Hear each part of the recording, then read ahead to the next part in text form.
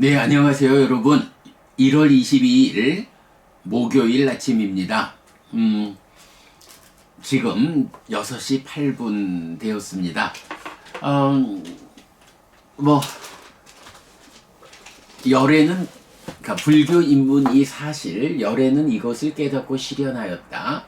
책을 해체해서, 올림으로써 공부에 활용도를 높이자라는 의미로 책을 아침 독송 시간에 상당 기간을 할애해서 이 책을 뭐 부분 부분 읽어 나감으로써 읽어 나가는 뭐 해체하는 작업을 진행하고 있습니다.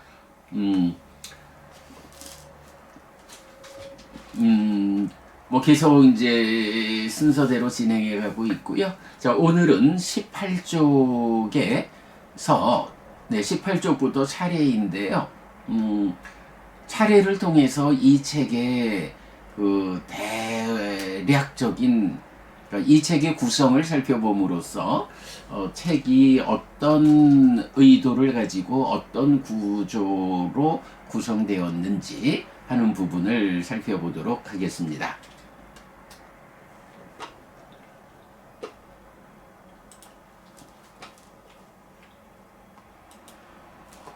네.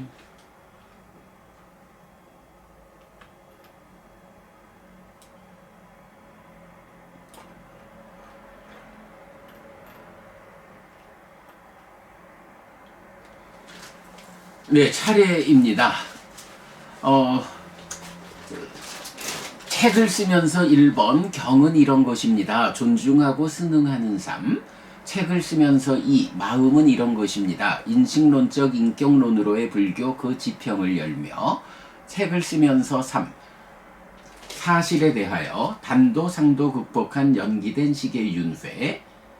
네, 책을 쓰면서 1, 2, 3을 통해서 정말 제가 어떤 의도를 가지고 이 책을 쓰고 있는가 하는 부분을 소개했고요.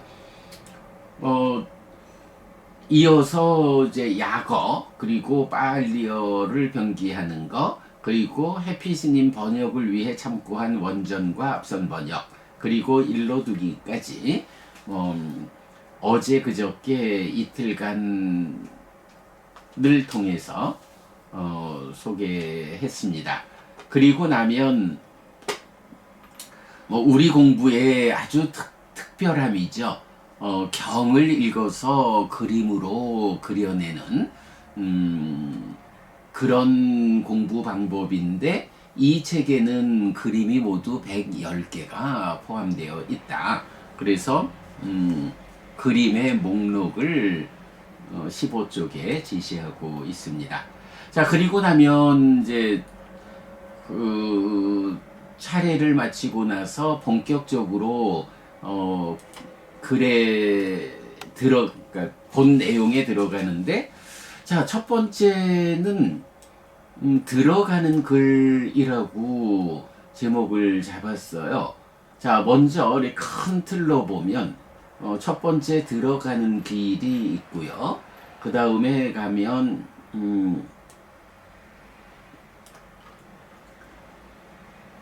제1부 6개의 경우로 나갑니다.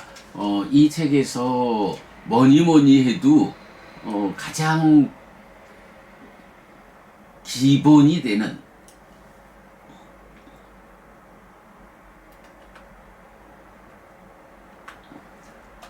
이 책의 토대가 되는 경이라고 해야겠죠. 6개의 경을 제1부로 했고요. 그 다음에 제2부 총론으로 가서 그야말로 총론, 전체적인 글 주제를 이끌고요. 그 다음에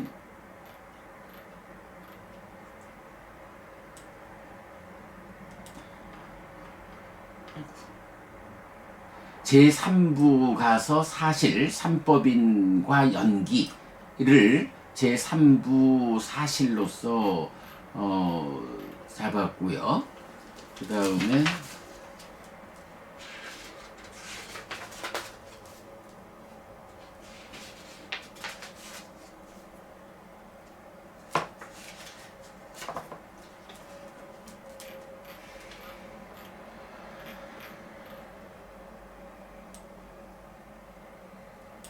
제4부에서 연기의 상세 1에서 세상 로까 그래서 제4부로 들어가면 일단 이제 세상에 대한 이야기, 그러니까 연기에 대해서 상세한 설명을 하는 것인데 그것이 먼저 세상에 대한 그래서 식과 명색이 유깁촉수로 동치되는 요렇게 진행이 되고요. 그 다음에 제5부는 연기의 상세 2번 해서 나. 그러니까 연기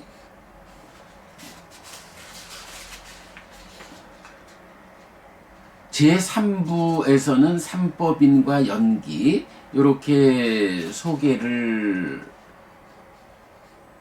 하는데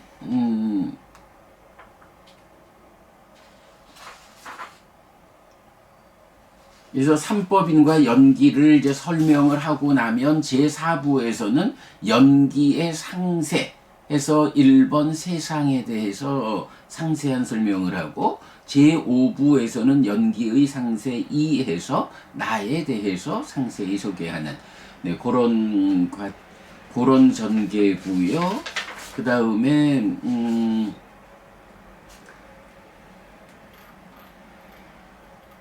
마지막 제6부가 딱가가 해석된 불교라고 해서 뭐니 해도 이 책에서는 딱가가 해석된 불교와 딱가가 해석 안 된 불교라고 불교의 분기를 제시하고 있죠. 네, 그랬을 때 총론에서부터 시작해가지고 요런 그 딱가를 설명하고 있고 그랬을 때 딱가가 해석된 불교, 딱가가 해석 안 된 불교와 딱가가 해석된 불교는 어떤 차이가 있을까? 딱가가 해석된 불교는 부처님 가르침을 어떻게 소개하고 있을까? 하는 부분을 이제 설명하는 이렇게 전체적으로 6개의 부로 구성이 됩니다. 그리고 나면 이제 마지막에 가면 책을 마치며 1. 열애 또는 불인 이유 그리고 깨달음 총괄 책을 마치며 2번 인식론적 인격론 이 책에서의 용례 책을 마치며 3번 열애는 길을 가리킬 뿐 근데 요거 이제 그 책을 마치며 3번 며칠 전에 읽으면서 보았지만 이 굳센 업을 어찌할 것인가 라고 뒤에 본문에서는 책을 마치며 3번에 요 내용을 바꿨죠. 요게 제가 그 내용을 바꾸면서 요 부분을 챙기지 못해서 그런데 수정해 놓겠고요. 그리고 나면 이제 마지막이 인용경전 목록 해서 인용경전은 이 책에서 전체적으로 몇 개의 경이 인용되어 있느냐 하면 734개의 경이 인용되어 있어요. 우리가 불교입문 1 소유 제가자의 신행교과서 이 책을 만들 때는 444개의 경이 인용되었는데 이제 불교입문 2 사실 열애는 이것을 깨닫고 실현하였다. 이 책에서는 734개의 경이 인용되어 있다라는 거죠. 자, 이렇게 들어가는 글부터 그러니까 들어가는 글 이후에 제1부 6개의 경 내지 제6부 딱가가 해석된 불교까지 그러니까 전체적으로 7개의 그 단위로 책을 구성하고 있다라는 거고요.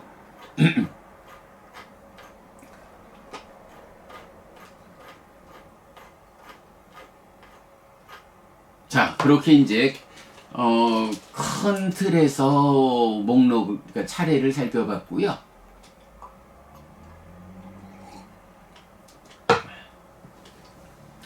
이제는 다시 앞으로 와서 조금은 더 구체적으로 그 각각의 부에 어떤 내용이 들어있는지 또 살펴보겠습니다. 자, 먼저 들어가는 글입니다. 뭐 들어가는 글이니까 그냥 이 책의 본 내용들이 많은데 그 많은 내용들이 내가 어떤 의도를 가지고 어떤 맥락에서 이 책을 쓰고자 하느냐, 뭐 이런 책을 쓰면서보다는 이제 좀 더 구체적으로 이 책을 구성하는 글의 출발이죠. 자, 그래서 들어가는 글은 1번 종교는 무엇입니까?로 시작이 됩니다. 뭐 제가 이제 자주 말씀드리는 거지만 우리 어릴 때 뭐 중고등학교 다닐 때 보면 교회 다니는 친구들이 그렇게 말을 하죠. 야, 불교는 신이 없다며. 종교라는 말 자체가 뭐냐 하면 인간들과 신과의 연결관계, 인간들이 신에 의지하는 뭐 이게 종교인데, 불교에는 신이 없다라고 하면 불교는 종교가 아니잖아 라고. 그래도 종교란에 불교라고 적고, 뭐 이제 세월이 지나서 보면 평생을 불교 신자로서 삶을 이끄는 이런 우리에게, 아니 나의 종교가 아니라면 어쩌라는 말이야. 이제 이런 신과의 연결관계 위에서 종교를 정의하는 뭐 이런 관점이 뭐 한국 사회가 산업화되면서 이런 서양의 종교관이 그대로 한국에 적용되면서 불교는 종교도 아니라는 뭐 이제 이런 뭐 해프닝 같은 것들이 오랜 세월 유지되어 왔죠. 그래서 이제 제가 뭐 한 10년쯤 전에, 10년 전에 우리가 그런 말을 그대로 인정할 수는 없다. 종교라고 하는 것이, 내가 불교 신자로서 불교가 나의 종교인 것이 분명하다면 종교가 무엇이냐라는 부분을 서양에서 들어온, 그러니까 서양 종교의 관점에서의 종교를 그대로 우리가 그들의 시각을 받아들여 가지고 우리는 종교도 아니래매 라고 정체성을 부정당하는 일은 우리 스스로 극복해야겠다 라고 해서 이제 제가 종교는 무엇입니까? 라는 글을 적었던 거죠. 네. 그래서 이제 종교에 대해서 뭐 기독교도 종교죠. 그러나 불교도 종교죠. 기독교라는 유일신 종교와 불교라고 하는 삶에 대한 완전한 해석을 통해서 삶의 문제를 해소하고 고멸을 실현하는, 완전한 행복을 실현하는 이런 불교도 종교죠.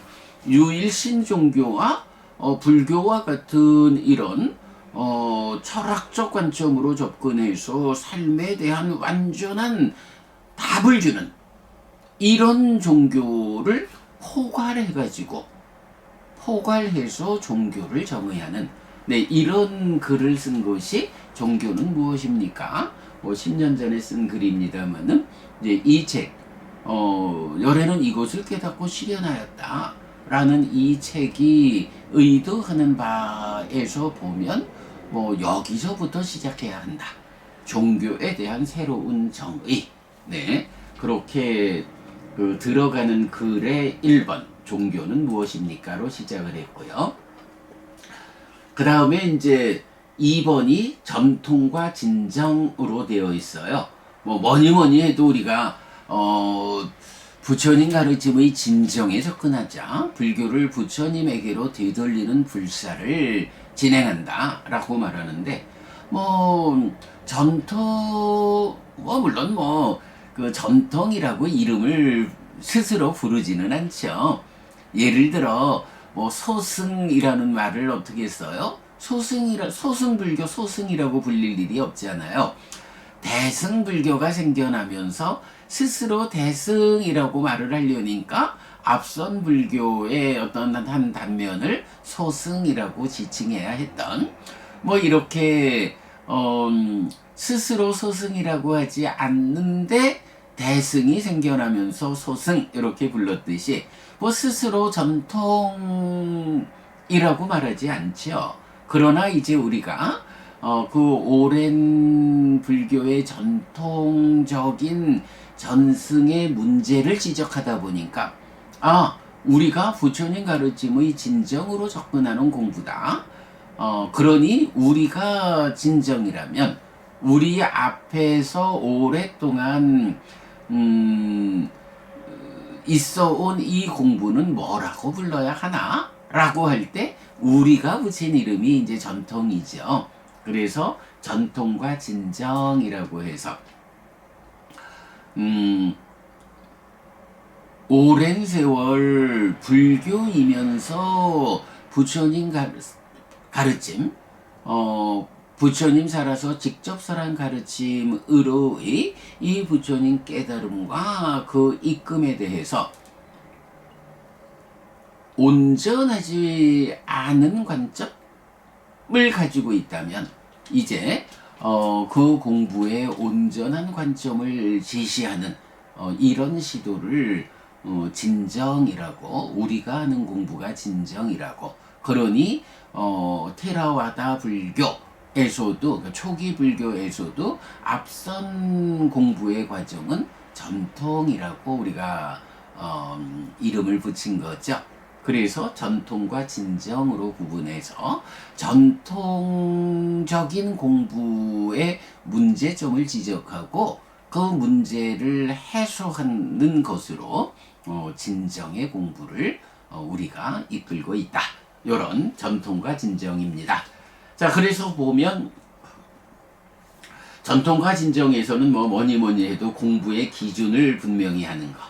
그리고 참 이게 엄청난 일이지요. 전통과 진정의 분기점 이래서 심행은 상수. 네. 연기 12연기의 두 번째 법인 행들이 신행, 구행, 심행일 때 심행은 상과 수라고 하는 요 하나의 의미를 전통적으로는 심의 작용이 상과수다 이렇게 화살표를 긋는 방향으로 했다면, 우리는 상과 수가 심을 형성하는 과정이다 라고 해서 화살표를 거꾸로 긋는 요것에서 전통과 진정의 분기가 일어났다 라는 거고, 이렇게 그 심행은 상수에서의 전통의 공부가 붓다고사 스님의 멸희론서부터 출발하기 때문에 우리는 이런 그 전통의 문제를 해소하기 위해서 붓다고사 스님의 밖에서 부처님에게 접근하고 있다. 네, 그런 부분 설명하고 있고요. 그런가 하면 전통과 진정의 분기점 위에서 딱가의 개념이 발견돼 있죠. 네, 심행은 상수가 상과 수의 과정이 심을 형성하는 과정이다 라고 해석하게 되면 거기서 딱가라고 하는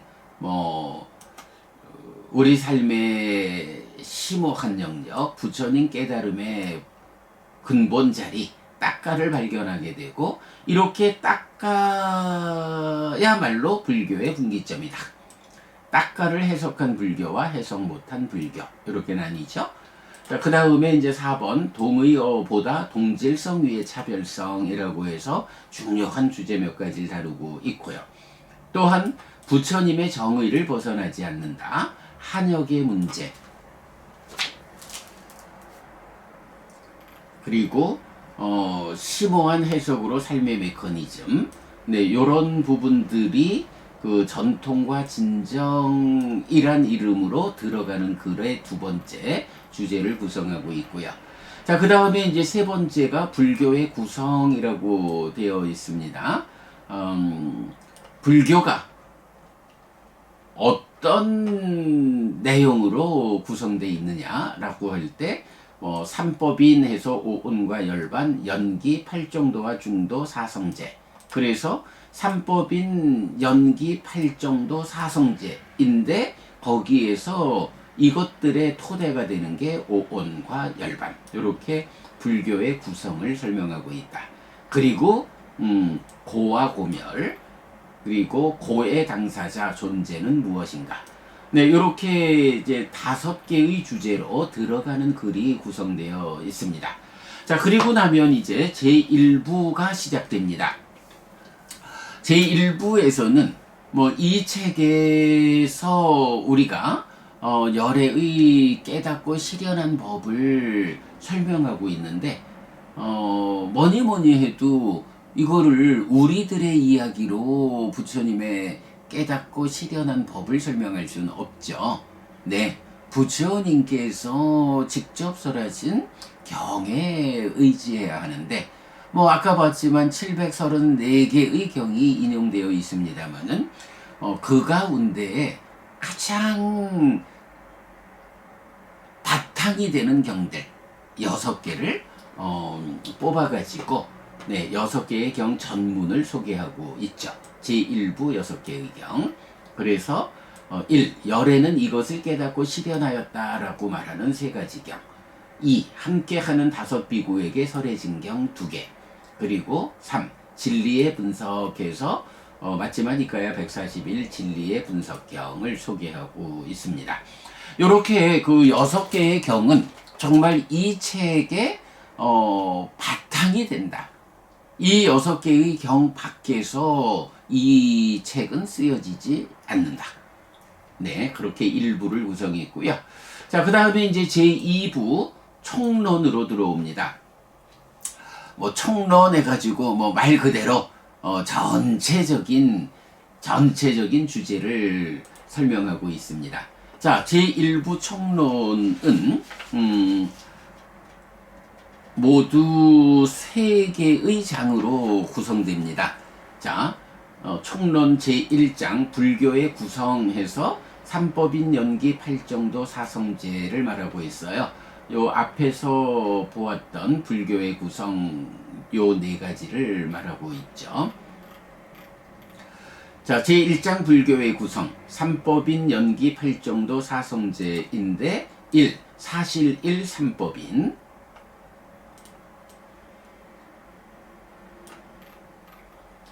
2. 사실 2 연기 3. 팔정도 4. 진리. 네, 이렇게 4가지 불교를 구성하는 것들 소개하고 있고요. 자, 제2장에 들어오면 이제 본격적으로 딱가 애의 형성 과정에 대해서 서술하고 있습니다. 우리가 다 알듯이 우리 공부가 심행은 상수를 분기로 가르침의 진정에 접근해서 뭐니 해도 우리가 딱가를 해석해냈다. 딱가라고 하는 이 심오한 영역, 마음이 몸을 떠날 수는 없지만 작용의 측면에서 몸과 함께 하지 않고 마음 혼자 인식하고 행위하는 이 딱가라고 하는 내적인 영역, 이 딱가가 해석되었다라는 것은 그야말로 불교가 부처님에게로 접근하느냐, 부처님의 깨달음에서 멀리 있느냐, 이것의 분기다. 그래서 딱가가 해석된 불교와 딱가가 해석 안 된 불교로 불교를 분기 둘로 나누고 있죠. 그런데 이제 그동안 우리가 딱가를 삶의 메커니즘 그림으로 그려내고 나름대로 앞선 책들에서 조금씩 딱가를 소개하느라고 했지만 사실은 이 딱가와 관련해서 구체적으로 설명을 못 해냈었죠. 그만큼 말하는 거와 글로 적는 것이 차이가 나는 이제 어려운 일인데 이번 책에서 따까를 글로 서술하는 그 작업을 한 거죠. 자, 그래서 이제 보면 제2부의 제2장 따까를 설명하고 있어요. 그래서 뭐 따까라고 하면 뭐니 해도 범천의 요천경에서 말하는 열애가 성취한 법 따까 와자로 따까의 영역을 넘어선 요 부분이 시작이 되죠. 그러면 이제 이렇게 열애가 성취한 법이라는 측면에서 서술을 하는데 특히 탐과 망과 진치의 이해 뭐 따까 안에서 탐진치가 있고 망이 있으니까 네, 탐진치 그리고 망에 대해서 설명을 해야 하고요. 자, 이렇게 그 열애가 성취한 법으로의 그 따까의 영역을 넘어섬을 설명하고 나면 이제 두 번째로 불교의 분기점 따까 왓자로에서 따까의 해석에서 자, 여기에서 보면 이제 1. 따까의 해석이 불교에 미치는 영향 그리고 따까라는 개념의 발견 네, 이렇게 해서 따까에 대한 전통적 해석 근본경전 연구의 해석 위대한 발견 불교의 시작과 끝 그리고 따끼 위망시 이렇게 이제 따까라는 개념의 발견을 말했고요. 자, 그리고 나면 이제 제3장에서 자, 2장에서 이렇게 그 따까가 소개되고 나면 그 따까가 소개된 위에서 제3장 따까가 해석된 불교가 나옵니다. 뭐 아까 봤지만 따까가 해석된 불교는 뒤에 가가지고 제6부로 독립되어 상세하게 나오는 걸 볼 수가 있고요. 자, 그래서 제3장 따까가 해석된 불교는 1번 삶의 메커니즘 해서 삶의 메커니즘 위에서 근본경전 연구의 비유 1번 심의식 H2O의 비유 그리고 삶의 메커니즘이 나타나고요.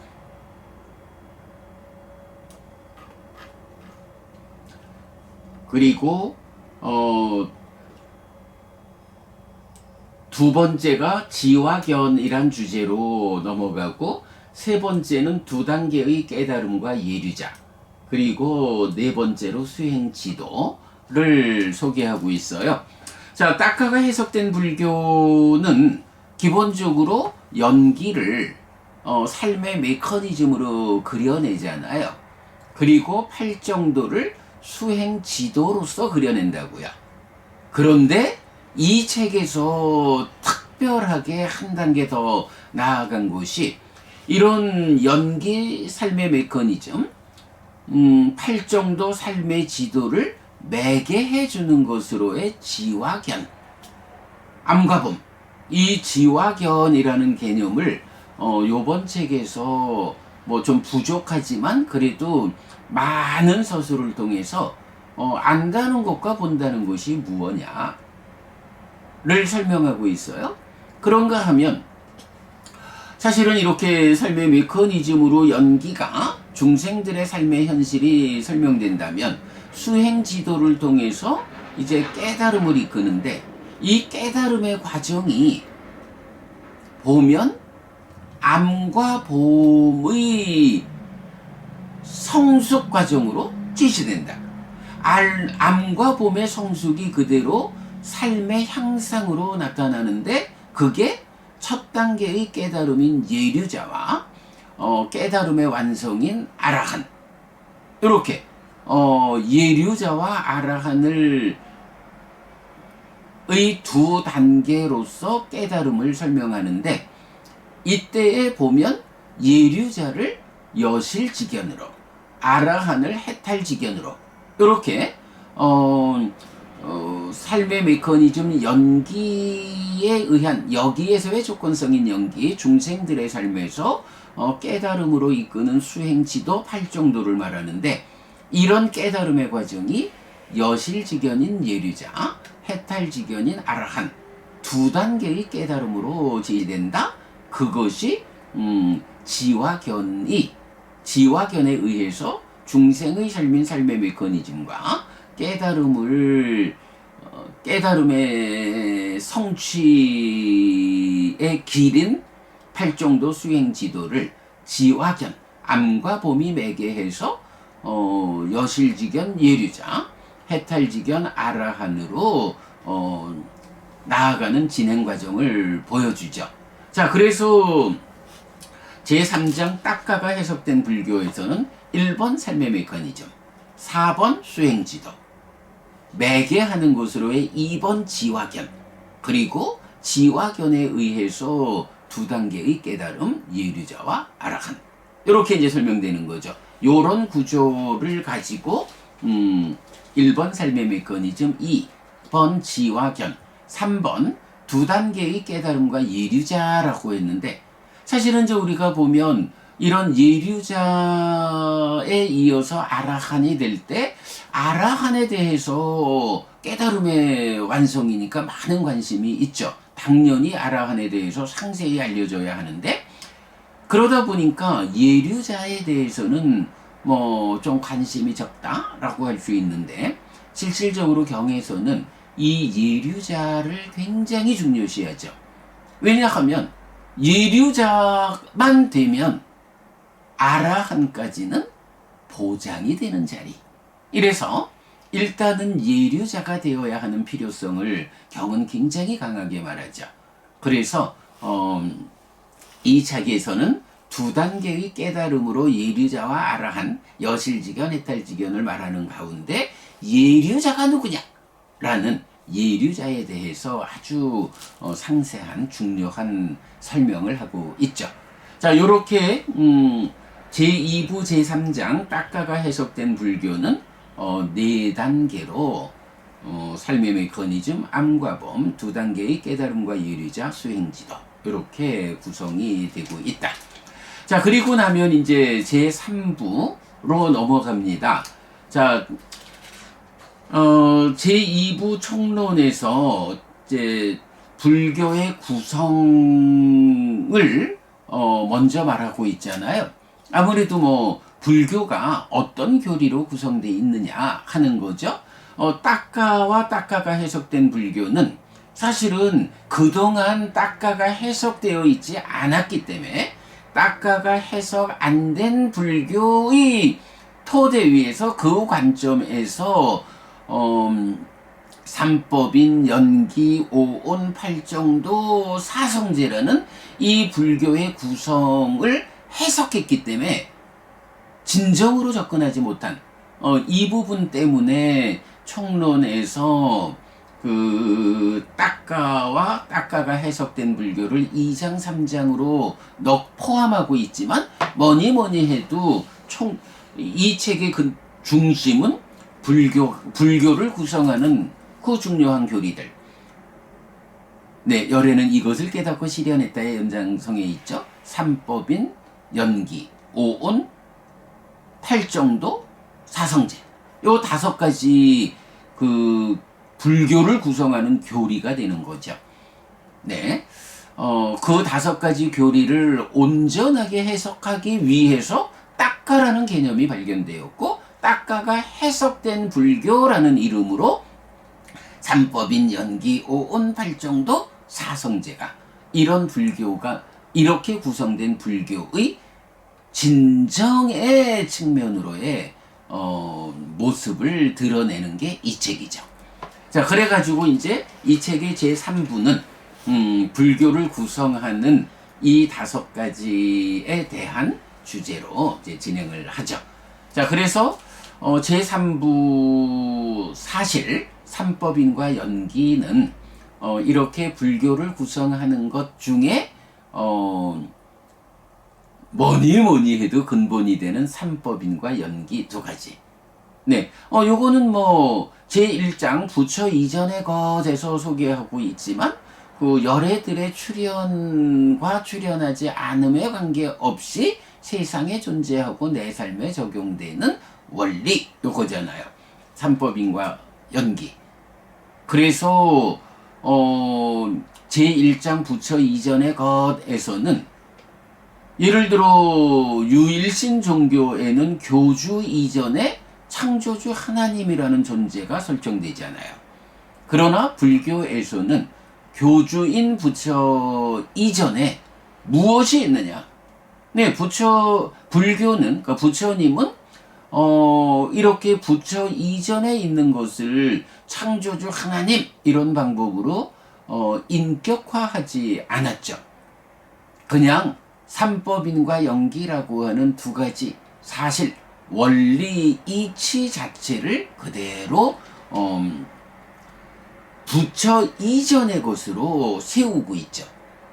그래서 출현경과 조건경에서 삼법인 연기 이 두 가지는 열애의 출현 여부와 관계없이 세상에 존재하는 내 삶에 적용되는 원리의 이치다 라는 부분을 드러내주고 있잖아요.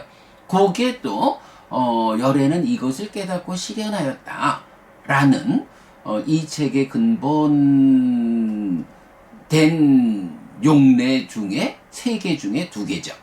네, 그래서 이렇게 제3부 사실에서는 삼법인과 연기에 대해서 이제 서술하고 있죠. 그럴 때에 제1장 부처 이전의 것 이래가지고 유일신 대신에 원리 이치를 부처 이전의 자리에 열애의 출현 여부와 관계없이 세우는 이제 이런 부분을 볼 수 있고요. 자, 그리고 나면 이제 제2장에서는 사실 1 삼법인 해가지고 삼법인에 대해서 이제 구체적 설명을 하고 있어요. 자, 그래서 보면 삼법인의 용례, 또 법과 행과 열반의 관계에서 법은 행 더하기 열반, 그리고 행, 상카라라는 것은 행은 상카라인데 상카따 유의에서 형성된 것이다. 그리고 락은 그래서 이제 행은 유의에서 형성된 것은 특징적으로 괴로움을 말하게 되죠. 그래서 이제 행에 대한 특성으로 무상과 고에 대해서 말하고, 이어서 4번에서는 뭐 무상에서 고다라고 하면 고의 반대 개념, 불교가 있는 이유는 뭐예요? 무상에서 괴로운 이런 중생의 삶에서 이 괴로움을 어떻게 소멸하고 행복을 실현할까? 요거니까 3번 행에서 무상고를 설명하고 나면 4번 락으로, 락이라는 지향점을 이제 또 설명하게 되고요. 그러면 그 락의 완성이 어디냐? 5번 열반이다.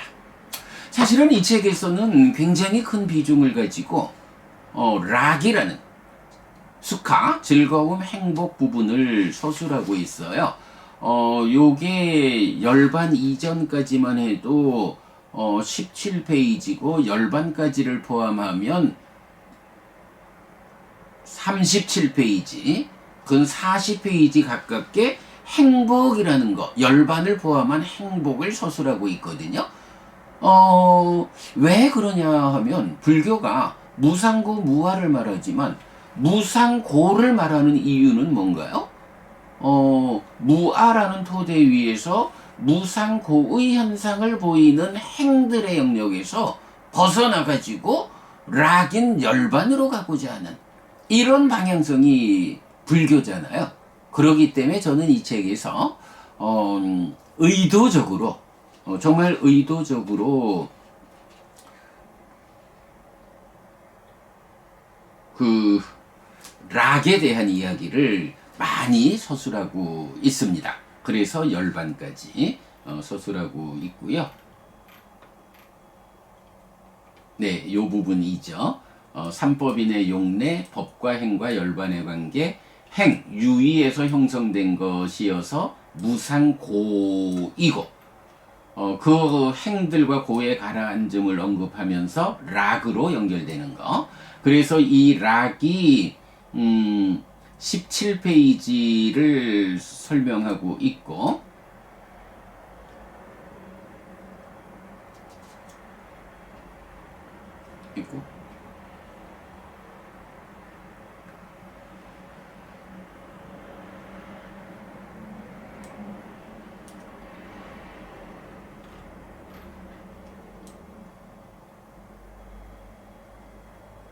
이게 페이지를 맞추지를 못해서. 자, 그래서 이제 5번으로 열반, 이렇게 열반까지를 말하고 나면, 요게 이제 3법이 나면 무상고 무하잖아요. 그런데 저는 어떻게 한 거예요? 3법인을 무상고에 이어서, 무상고는 행들의 이야기다. 그렇다면 불교는 그 행들의 문제인 고의 소멸해서 락으로 바꿔나가는 게 불교다. 락의 완성이 열반이다. 라는 열반까지를 가고 나면 이제 다섯 번째로 무아. 행들과 열반을 포괄해서 적용되는 성질. 무아죠. 이래서 이제 무아가 254쪽에서부터 291쪽까지니까 한 40페이지 가까이 무아를 설명하고 있는데, 아마도 뭐 A4 사이즈로 한 40페이지 가까이 무아를 설명해내는 책은 좀 드물, 찾기 힘들 것이다.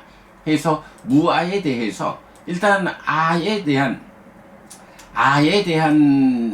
이해로부터 시작해서 경이 설명하는 무아 뭐 등등 해가지고, 뭐 특히 챗 GPT와의 대화까지도 포함해가지고 무아를 상세히 설명하고 있다라는 거고요. 특히 이제 무아를 아가 전제된 관찰이라고 하는 측면 잘 주목하지 않은 것 같은데, 우리가 이 부분이 굉장히 무아와 관련해서 아주 중요한 주제를 말하고 있다라는 거 보완했고요.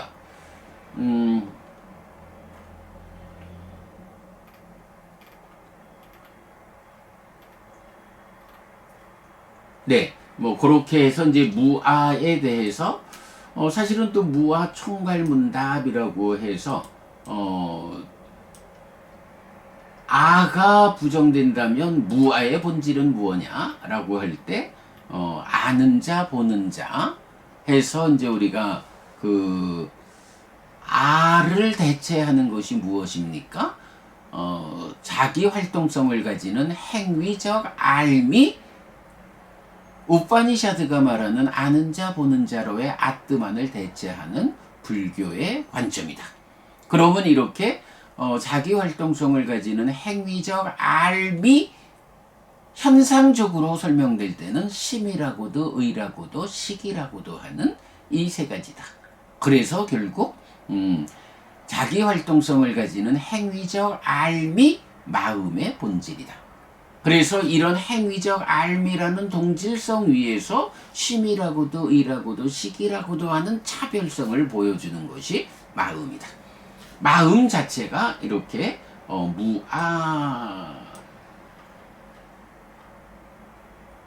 무아와의 관계에서 설명되고 있다라는 부분까지도 설명하고 있고요. 자, 그리고 나면 이제 그 다음에 제3장은 사실이 연기. 그러니까 제3부에서 제1장은 부처 이전의 것, 이렇게 유일신 종교와의 차별을 보여줬다면, 이제 제2장에서는 사실 1, 3법인에 대해서 설명을 했고요. 그러니까 3법인이 전체적으로 191쪽에서 291쪽이니까 3법인 이야기만 100페이지를, 거기서 참 8페이지는 이제 부처 이전의 것이네요. 그러니까 92페이지로 3법인을 설명해낸, 그러니까 삼법인이라고 하는 이 불교의 근본 교리에 대해서 물론 앞으로도 더 정확함을 가지고 보완할 부분이 있겠지만, 이만큼 92쪽에 걸쳐서 삼법인을 서술하고 있다. 그 가운데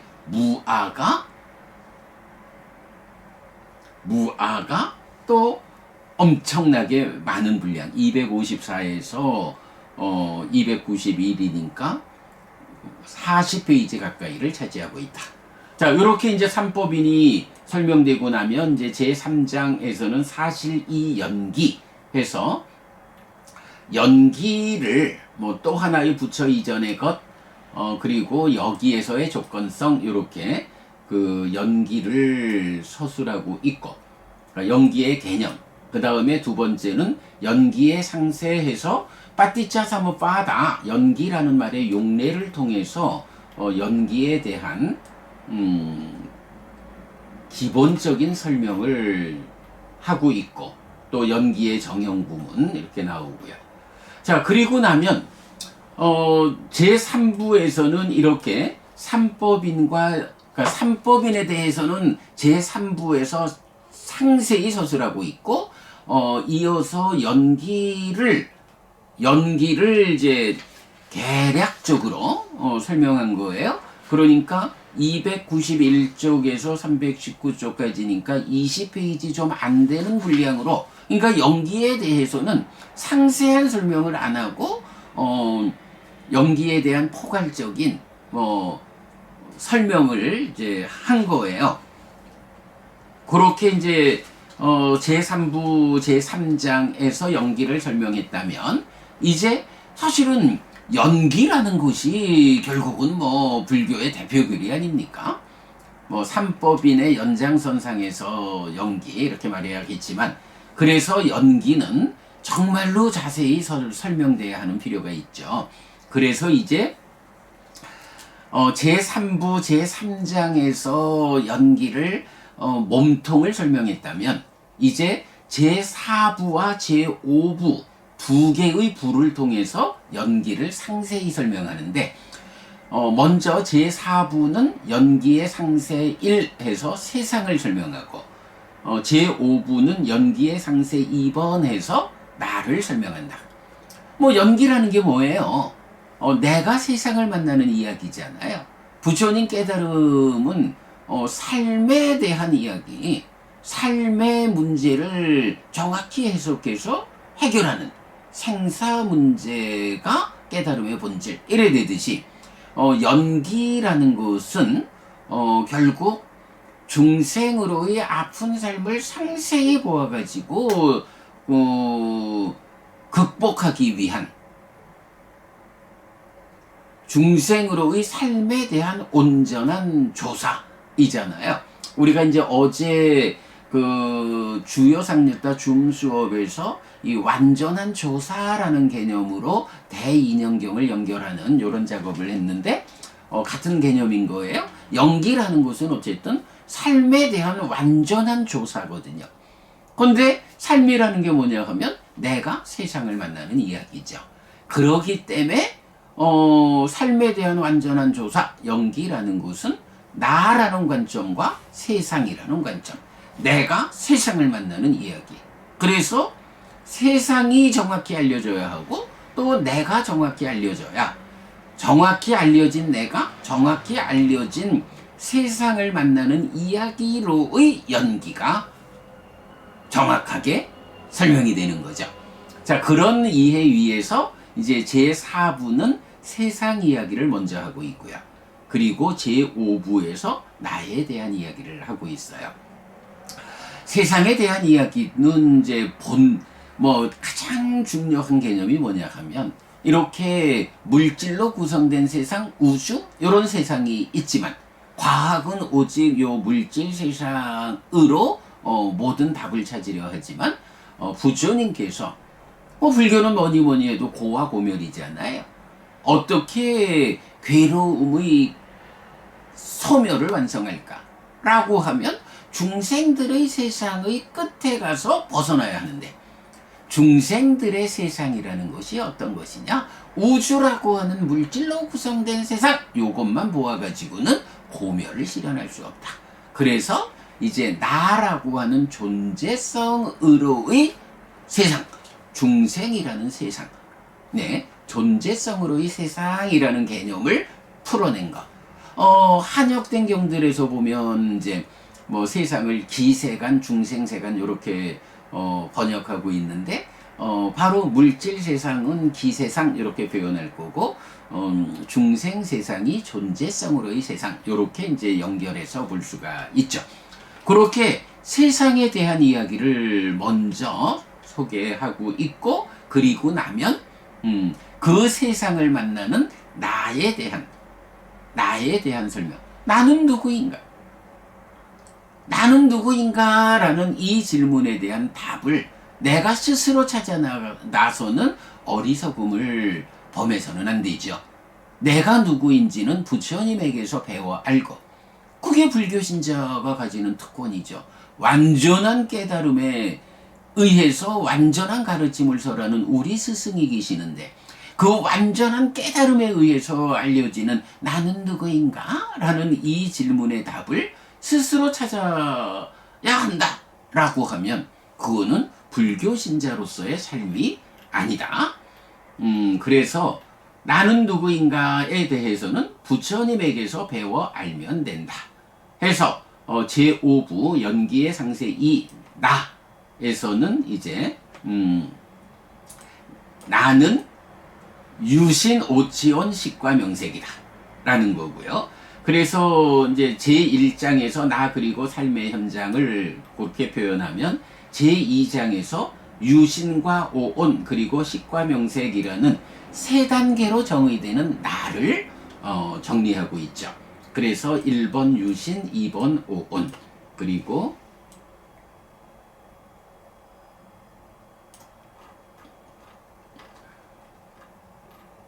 그래서 이제 오온에 대해서는 또 자세하게 오온을 정의하는 것, 구성의 측면, 성질의 측면.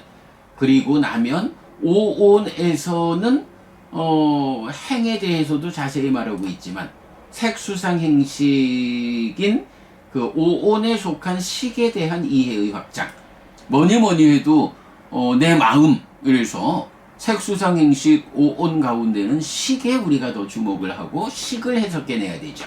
그래서 이 책은 특징적으로 식에 대한 이해의 확장 일식 해가지고 식에 대해서 상당히 많은 분량을 할애해서 상세히 설명하고 있고, 그 다음에 식에 대한 이해의 확장해서 심의식에 대한 이야기를 또 상세히 설명하고 있습니다. 그래서 식에 대한 이야기가 진행되면 이제 뒤에 가서는 식과 명색. 왜냐하면은 식이 혼자 있는 게 아니라 중생인 나는 식과 명색의 서로 조건됨에 의해서 활성 존재인 내가 구성되잖아요. 그러니까 식에 대해서 잘 설명이 되면 이제 식과 명색이라는 나는 누구인가의 세 번째 답, 활성 존재로서의 나에 대해서 이제 설명해야 하죠. 자, 그랬을 때 이제 식과 서로 조건되는 나의 일부 명색에 대해서 후대로 가면서 명색에 대해서 정의가 부처님의 정의와 달라지는 것을 볼 수가 있죠. 그래서 명색에 확장된 정의의 문제까지를 보면 나에 대한 설명이 완성된다. 그렇게 보겠고요. 그래서 제5부가 이렇게 나에 대한 설명에서 특히 식에 대한 이야기, 심의식에 대한 이야기를 상세히 설명하고 있다. 뭐 이 책의 중심되는 주제의 한 가지다. 이렇게 볼 수가 있겠고요. 자, 그리고 나면 이제 제3부가 사실이고 제4부가 연계 상세 1, 제5부가 연계 상세 2 나였으면 이제 마지막 제6부는 딱가가 해석된 불교로서 책을 마무리하게 되죠.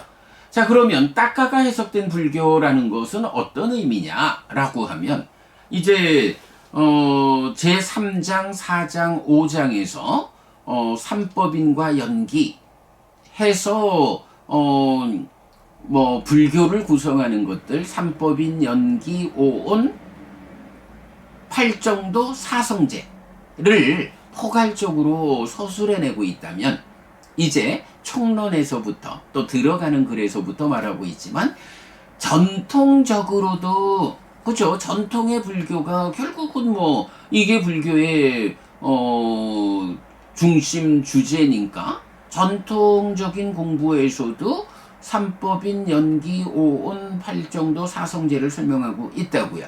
그런데 이것이 심행은 상수라는 분기를 통해서 또 딱가가 해석된 불교라는 분기를 통해서 바로 이거 삼법인 연기 오온 팔정도 사성제라는 이 불교를 구성하는 5가지 주제에 대한 전통과 다른 진정의 관점으로의 해석이 된 거죠. 그래서 이제 제6부 딱가가 해석된 불교에서는 바로 그 불교를 구성하는 5가지 주제를 딱가가 해석된 이 관점에서 전통과 차별되는 진정에 의한 해석, 요 부분을 설명하고 있는 거죠. 자, 그래서 딱가가 해석된 불교는 제1장 삶의 메커니즘을 서술하고 있고요. 그래서 뭐 삶의 메커니즘이 구명되는 과정을 이 책에서 상세히 설명해내고 있습니다. 뭐 삶에 대한 여러 시각을 모아가지고 그림으로 삶의 메커니즘을 완성하는 그 과정 설명하고 있고, 삶의 메커니즘에 이어지는 제2장은 지화견입니다. 그래서 지화견에 대해서도 많은 지면을 할애해서 많은 경들에 의해서 지화견을 서술하고 있고요. 그리고 이제 제3장에서 2단계의 깨달음과 예리자를 소개하고 있고요. 그러면 2단계의 깨달음, 예리자와 아라한을 여실지견과 해탈지견으로 설명하고 있고, 그런 가운데 예류자는 누구인가? 라고 해서 설명하는데, 견해를 갖춘 자, 꼬삼비경, 그리고 예류의 사요소와 법의 거울의 법문 해서 예류자를 잘 설명하고 있다라는 부분이고요. 그리고 나면 이제 제4장 수행 지도로 넘어가죠. 자, 아까 이제 총론에서 우리가 살펴본 그대로죠. 삶의 메커니즘과 수행 지도, 요 2가지를 지화견이 매개하는데 거기서 2단계의 깨달음, 특히 예류자, 요런 구조를 제6부에서 1, 2, 3, 4장으로 이렇게 정리하고 있죠. 그런가 하면 이제 마지막 수행 지도 부분에서는 수행 지도 부분에서는 처음에 마음 이야기를 간략히 한 페이지 조금, 결국은 수행 마음이 하는 것이다, 요 얘기고요. 그 다음에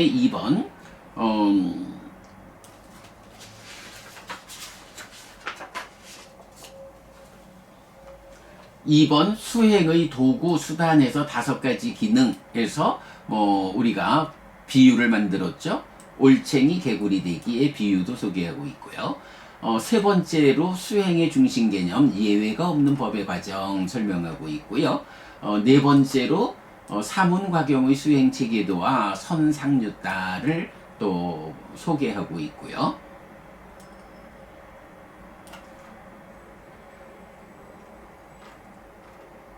그 다음에 이제 5번째로 와서 이제 수행 지도를 구체적으로 설명을 하고 있습니다. 그래서 수행의 3분이라든가 수행 지도를 일반적으로 그려내고 있고, 그 다음에 이제 6번으로 와서 수행 지도에서 관련 경전을 보고 있는데, 요 수행 지도 관련 경전은 사실은 굉장히 어려운 내용이다 보니까 요 부분을 이제 우리가 아침 독송, 마침 그 책을 만들던 그 시절에 그 25년 8월 14일부터 시작해가지고 그 독송집의 제 5장인가 6장인가 해서 이제 수행 지도 부분을 그 독송하면서 새롭게 서술했을 때 그 내용을 아침 독송 부분을 정리해가지고 책에서 소개하는 걸로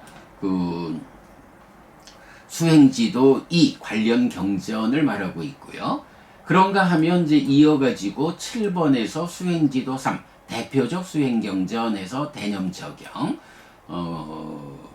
그리고 대념처경을 이제 마찬가지 그 책 만드는 과정에서 아침 독성 시간에 딱 그 부분을 잘 맞춰가지고 이 책을 완성하기 위한 아침 공부를 통해서 25년 9월 3일부터 시작해서 대념처경을 아홉 번을 통해서 대념처경을 서술한 것을 책에서 정리해 담고 있고요. 그 다음에 이제 8번에서는 수행지도 3 대표적 수행경전의 신념처경을 역시 그 책 만드는 그 동안에 진행한 아침 독성의 설명을 담고 있고요. 그리고 나면 이제 마지막으로 수행지도 3 대표적 수행경전 3 입출직령경 해서 수행지도가 앞에 나왔으면 이제 대표적 수행경전을 대념처경, 신념처경, 입출직령경까지 아주 마침 맞게 이 책의 마무리 작업을 하던 그 시점에 우리가 아침 독성에서 제6장 수행지도 부분을 새롭게 설명을 하고 이어가지고 별책에서 대표적 수행경전 3개를 또 새롭게 서술을 설명을 했기 때문에 그렇게 설명된 이야기를 잘 요약해가지고 수행지도, 그러니까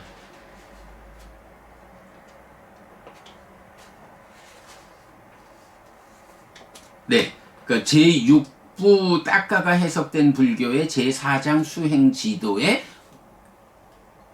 그대로 실은 거죠. 그래가지고 수행과 관련한 수행지도에 대한 거의 완전한 내용을 담았다. 물론 이제 요 내용은 나중에 또 서술을 요런 분류 말고 수행지도에 대한 나름의 체계를 가지고 다시 한번 서술을 통해서 새로운 책으로 만들어져야 하는 필요는 있겠지만 그래도 이 책을 통해서 수행지도에 대해서 깨달음의 길에 대해서 안내받기에는 충분하게 아주 잘 내용을 담고 있다. 이렇게 말씀드리겠고요. 이렇게 해가지고 제6부 딱가가 해석된 불교가 삶의 메커니즘, 지화견, 그리고 두 단계의 깨달음과 예류자, 그리고 제4장 수행지도로 완성이 되죠. 사실은 이 수행과 관련한 수행지도가 561쪽에서 645쪽까지 가니까 이게 95쪽이에요. 94페이지 수행에 대한 이야기가 94페이지나 할애되어 가지고 수행의 지도, 깨달음의 길에 대해서 마른 윗바사나 순수 윗바사나 이런 경에 없는 이야기 말고 부처님께서 스스로 드러내 알려주는 깨달음의 길을 잘 정리해내고 있다. 수행에 대해서도 이만한 교과서가 없다 라고 말할 수 있겠습니다. 그리고 나면 이제 마지막에 가서 책을 마치며 해서 요거는 이제 우리가 지난주 다 설명을 했습니다만은 책을 마치며 1. 열애 또는 불인 이유, 그리고 깨달음 총괄. 책을 마치며 2. 인식론적 인격론, 이 책에서의 용례. 그런데 이제 요 책을 마치며 2번 여기에서 이제 우리가 또 한 가지 표현해낸 게 있죠. 인식론, 존재론, 가치론이 융합된 삶에 대한 완전한 해석으로의 연기. 달리 말하면 삶에 대한 완전한 조사가, 삶에 대한 완전한 조사로서의 연기, 이 완전한 조사가 인식론적 관점, 존재론적 관점, 가치론적 관점, 이 세 가지 관점이 융합되어 가지고 삶에 대해서 완전하게 설명한, 이게 완전한 조사의 인 연기다. 요 부분을 책을 마치며 2번 인식론적 인격론 이 책에서의 용례 여기에서 설명하고 있죠. 그리고 이제 책을 마치며 3 열에는 길을 가리킬 뿐 이랬지만 요거 제목을 바꿨죠. 이 굿센업을 어떻게 할 것인가. 그리고 나면 이제 마지막에 인용경전 목록으로 책이 완성됩니다. 자, 요렇게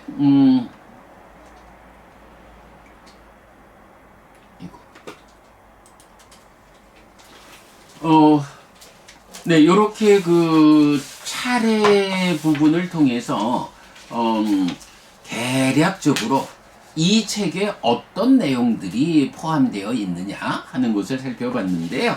뭐 차례만 해도 14쪽에 이르는 참 많은 내용들이 들어있다 보니까 일단은 뭐 이건 차례에서 뭐 개괄적으로 책 안에 들어있는 내용을 소개를 했습니다.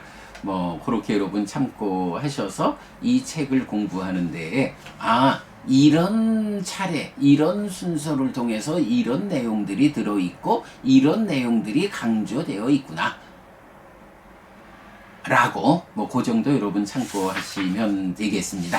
자, 요렇게 그 차례까지 보았고요. 이제 그 들어가는 글로 이제 본격적으로 들어가게 될 텐데 월요일부터는 이제 본격적으로 책에 들어가는 글부터 공부 이어가도록 하겠습니다.